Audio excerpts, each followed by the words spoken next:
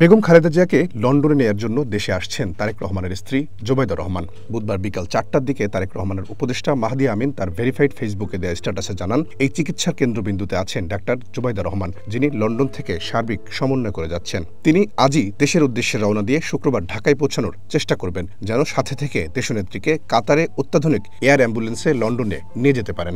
এরপর সন্ধ্যার পরে দলটির একাধিক বিশ্বস্ত সূত্র জোবাইদার দেশে আসার বিষয়টি নিশ্চিত করে। তবে তিনি ঢাকা বিমানবন্দরের ভেতরেই অবস্থান করবেন, সেখান থেকেই বেগম জিয়াকে বহনকারী এয়ার অ্যাম্বুলেন্সে উঠবেন।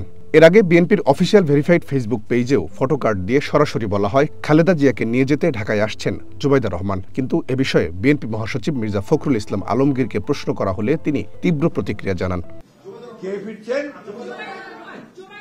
আপনারা এই মিডিয়াটাকে কোন জায়গায় নিয়ে যাচ্ছেন একমাত্র আল্লাহ তাআলা বলতে পারেন।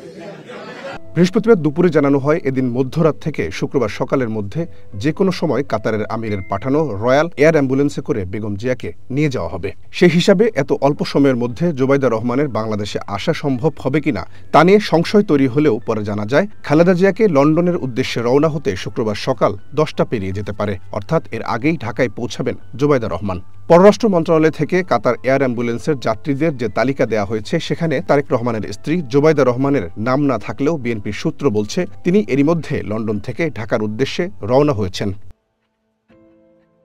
23 নভেম্বর থেকে সংকটাপন্ন অবস্থায় রাজধানীর এভারকেয়ার হাসপাতালে চিকিৎসা নিচ্ছেন বেগম খালেদা জিয়া। বেশ কিছুদিন ধরেই বলা হচ্ছিল, মায়ের এই সংকটকালে লন্ডন থেকে দেশে আসছেন তারেক রহমান, কিন্তু পরে জানা গেল তিনি আসছেন না, বরং মাই যাচ্ছেন সন্তানের কাছে।